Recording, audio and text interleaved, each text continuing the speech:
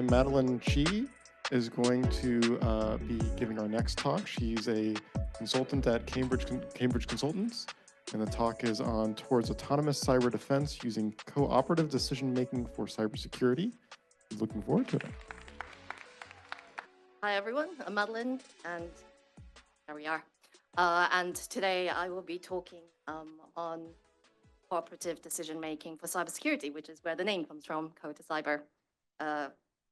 I did come up with that name, I'm sorry. But it was easier than calling it cooperative decision-making for cybersecurity using cooperative multi-agent reinforcement learning, right?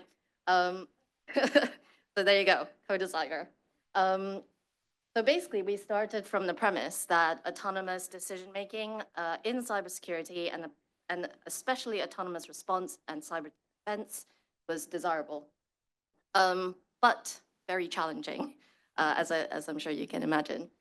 So what is an autonomous cyber defense system? We've kind of defined it here as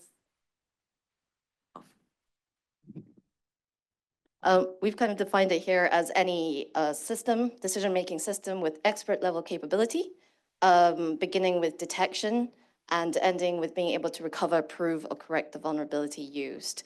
I say beginning with detection, just to cover off that base here. In this instance, detection we haven't looked into as much, but it's obviously going to be providing an input to the response, so it's something that we simulate instead. But it's just to cover off those questions first.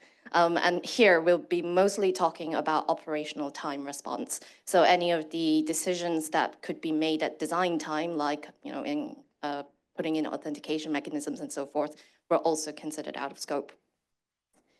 But just to make it even more challenging, we decided to look at operational technology. And that's because operational technology is really interesting. They have different use cases and also different abuse cases. And as you can see up there, there are definitely a lot of challenges that are present within operational technology, which can kind of tricksy up the autonomous cyber defense system. So the first is that systems are heterogeneous, so lots and lots of different systems around that interact with each other, and even within the system, they have lots of different kinds of protocols, controller units, microprocessors, and so forth.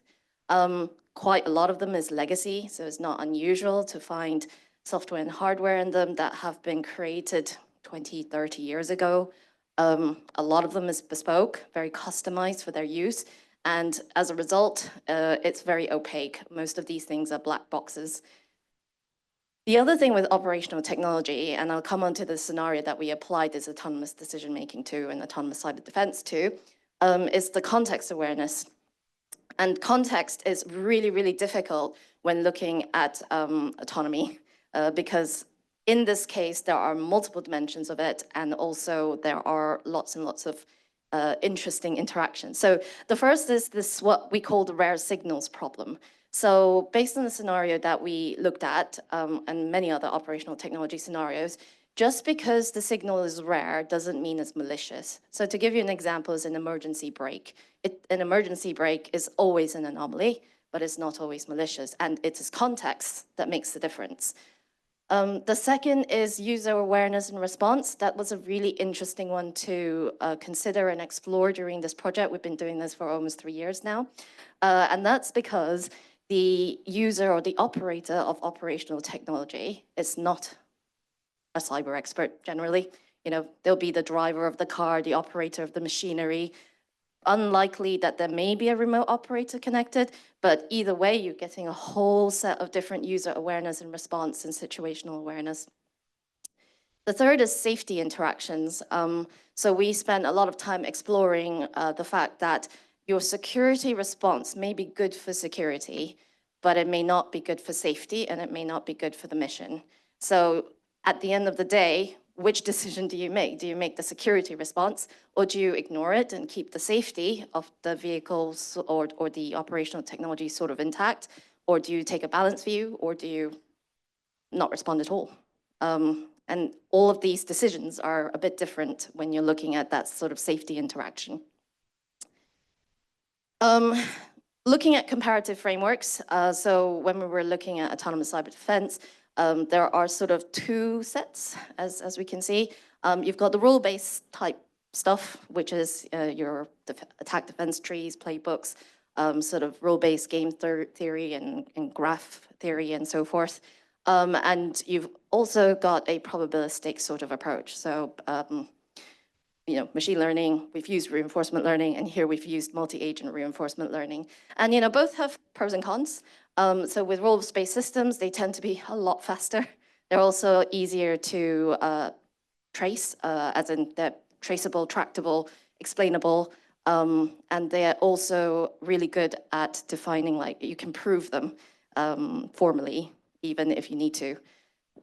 However, as we know, they don't really tend to be that great when dealing with edge cases or unknown cases, and this is where this sort of probabilistic approach takes place.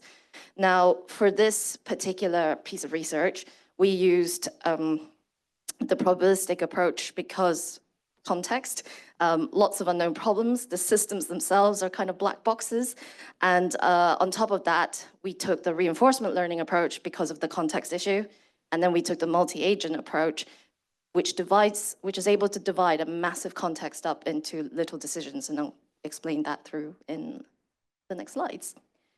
So this is the scenario we went with. Because we did this for work under the Ministry of Defense, it's got a more sort of military application to it. And in this case, it's a leader-follower convoy going from a rear operating base to a forward operating base, carrying cargo. And it's a platooning vehicle, so they communicate with each other. The lead vehicle is manned, and the follower vehicle is unmanned. And again, there's a lot of different interactions there, very rich space to explore, basically, which is what we were going for. You can see to the right there is our simulated vehicle.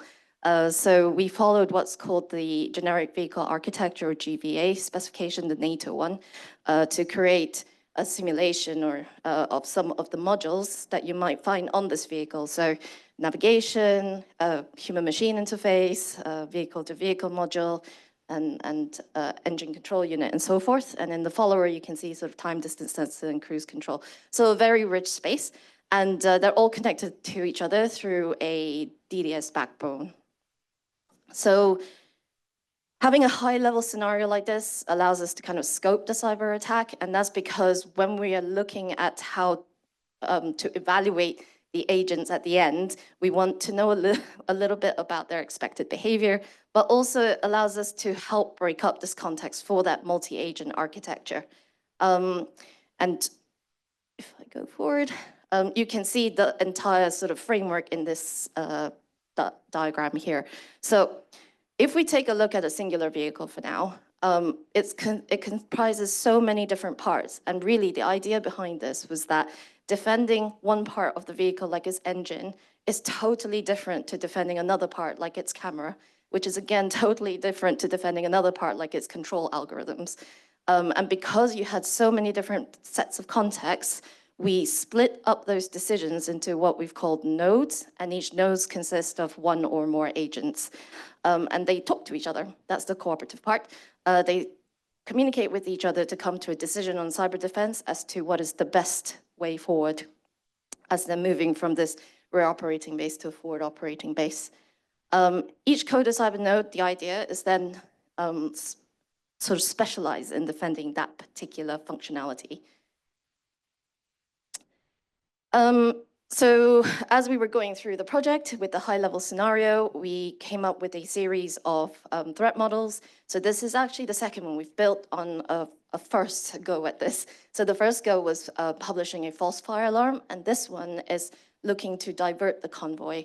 So what we've done is corrupted the stream of messages on the DDS network to get it to misestimate its position.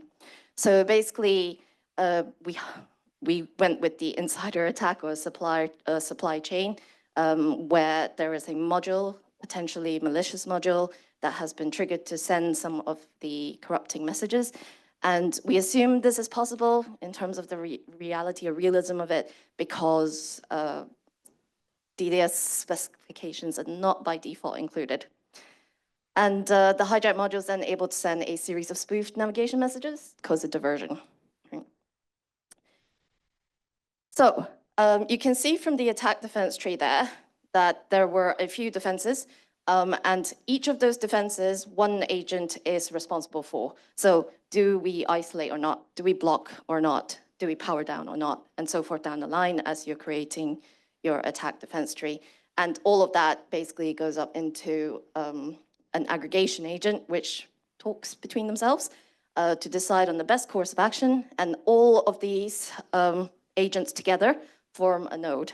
And there can be as many nodes as you like within the vehicle. So it's almost like we are mirroring the distribution of the system itself and attaching a node to each unit of functionality. So kind of a complex setup. And with that came a pretty complex training regime. And we learned a lot through this process on how much data is generated, the ML ops that we would need to go through to handle the training of this. And one of the biggest decisions we made at the beginning was to use offline reinforcement learning.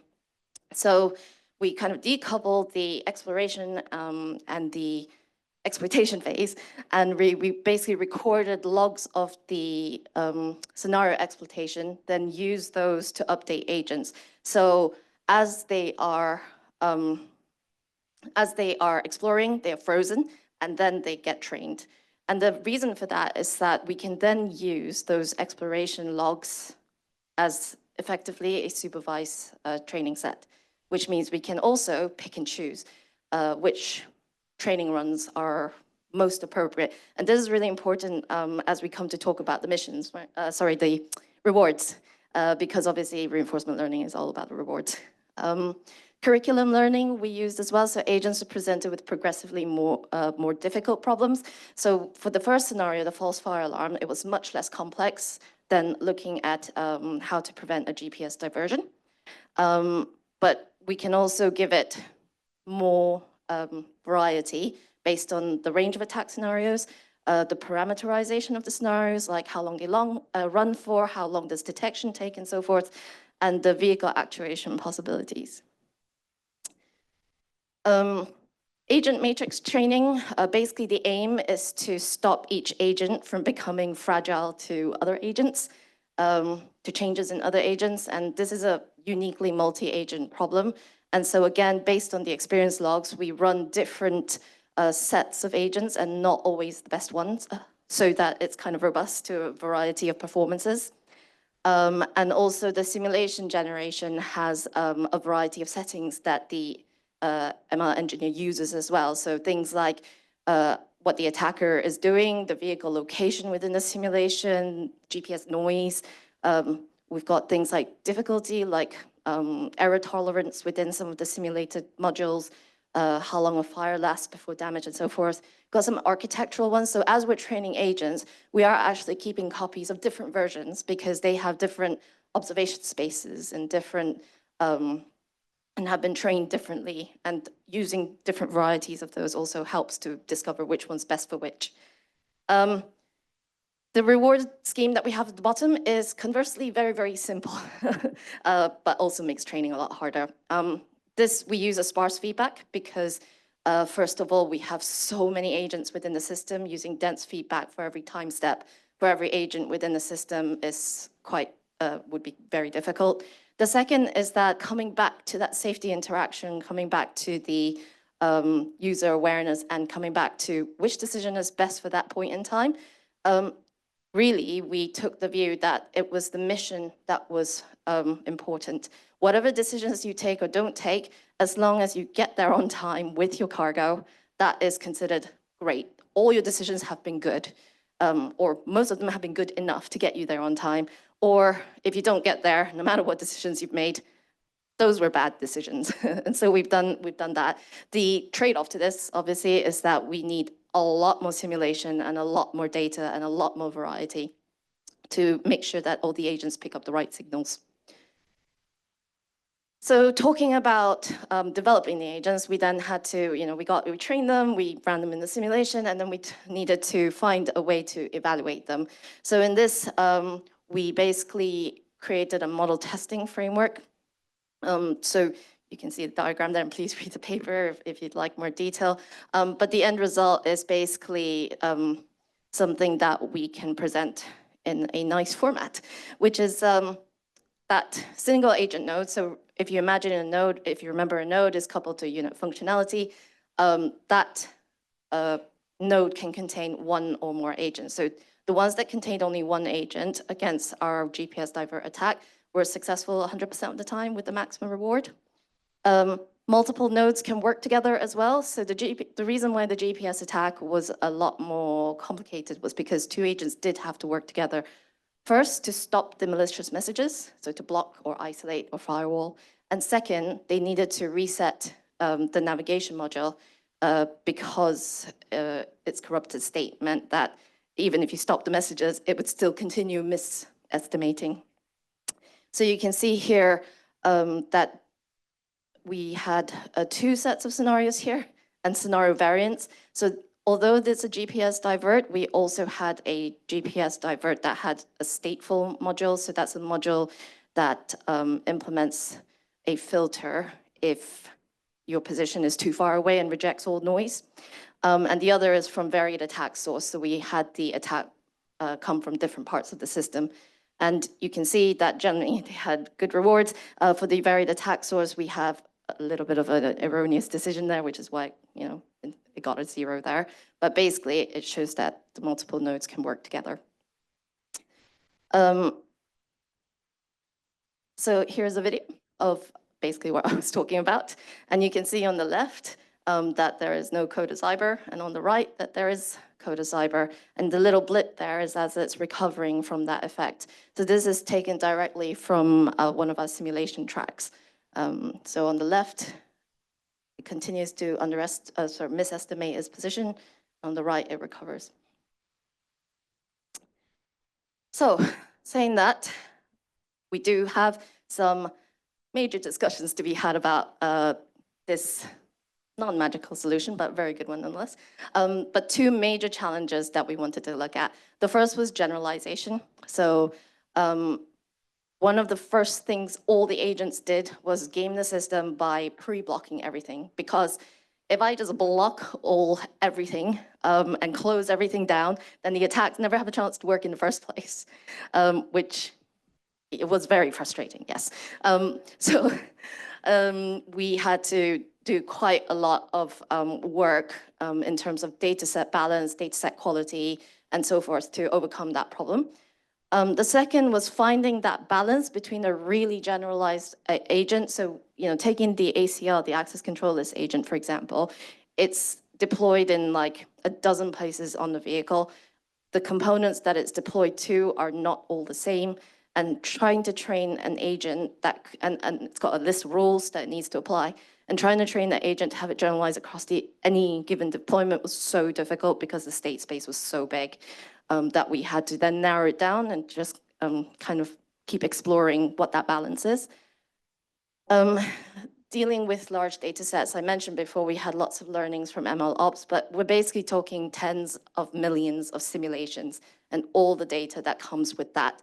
Along with tens of millions of simulations was keeping track of how they read and write various logs and how they move across the system and how we make sure that version control was required because, as I mentioned, we have so many deployments across so many versions of agents with different simulation parameters and so forth. So that was a really interesting one.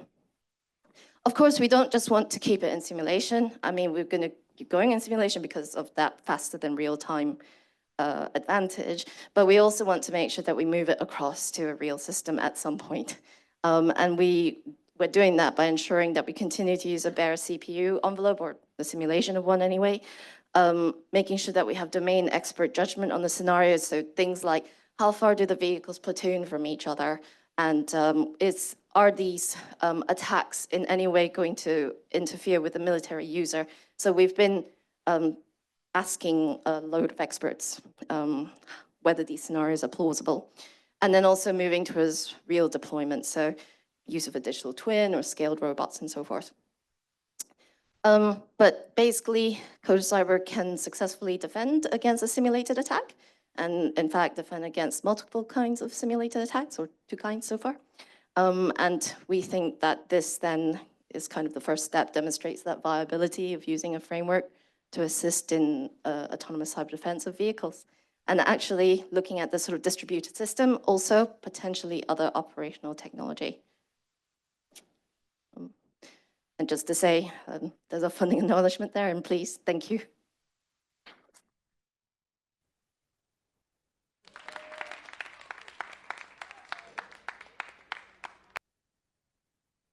Wonderful talk. We have time for 2, maybe 3 questions from our audience. I see a hand went up fast over there. Someone's like into this. I'm very curious about, you said this defense against several different attack scenarios. Is that the same training regime or 2 different trainings for uniquely different? And the general question is again, like about generalization. I'm very curious how hopeful you are about that. So it's the same training framework, but the actual details of that training, like which simulation parameters we used and so forth, is different for those 2 kinds of attacks. The false fire alarm one required somewhat less, but also was very much a case of finding out which levers worked best, which took a little time. So yeah, and in terms of generalization, we are hopeful, first of all, because we did overcome that static policy, but secondly, because the training loops had been so long as we tried to find out which levers were best to press in all of that variety, it had been a little slow going to find whether generalization was a problem. But I think now that we've improved in that, we can also improve in some of the explorations around generalizations, definitely more hopeful. Great question. I see another one right back there. Hi, great talk. So I was wondering if you could shed more light on the action space. I remember in one of your slides, you have individual actions that will determine whether to, for example, power down or not. So are those like binary actions? And the second part is, what's the benefit of having those individual actions instead of having, a global action that has a multi-dimensional, action output? Sure. So to answer the first one, which was, are they binary? Yes. So it's block or not block, or firewall or not firewall. The idea behind having smaller action spaces for each agent was that to train an RL that could do everything across all the action spaces would make it somewhat intractable. You would have to retrain the whole thing again if you wanted to change something, for example. Whereas in this way, we could, insert one agent, insert another agent, and see what happens. So which was really good for our experimentation and evaluation as well. Okay, thank you. I see another question way further in the back. We're just like going backwards. Hello. So in the OT space, there's often a lot of people hesitant to take action or automated action because of the safety risks that may come with that. Do you have any thoughts of how your work might be able to have humans in the loop earlier or faster, or maybe even wait actions that are less risky, but together can chain to still block that action, but any individual one is less safety risk? Absolutely. So great question. Thank you. So absolutely. So all the different actions actually have different impacts, right? So powering something down, definitely you lose the service and availability of that functionality, which may not be something the user wants. Whereas, filtering out some messages is much less risky. In terms of how we develop this, there are 2 ways you can use it. So the first is as a recommender engine, and the second is an autonomous response. And the recommender engine bit, the human in the loop bit, was there as well, precisely because there is that concern, especially for non-cyber aware people or non-cyber experts, shall I say, who are operating this operational technology. We'll do the last question from the Slack channel from Emily Delcourt. In this research, what are the strongest strategies to test in and out of distribution behavior to mitigate adverse outcomes like the MCAS 737 MAX? I don't know what it is either. In terms of in and out of distribution, I don't think we've defined it that way. It's basically whether it's received the max reward or not, is how I can put it, because as long as you get there on time with cargo, as I mentioned, then all your decisions are deemed to have been good, which could be translated, I guess, as in distribution. But I'm sorry, I don't know what the MCAS 737 is. I don't either, but that's okay.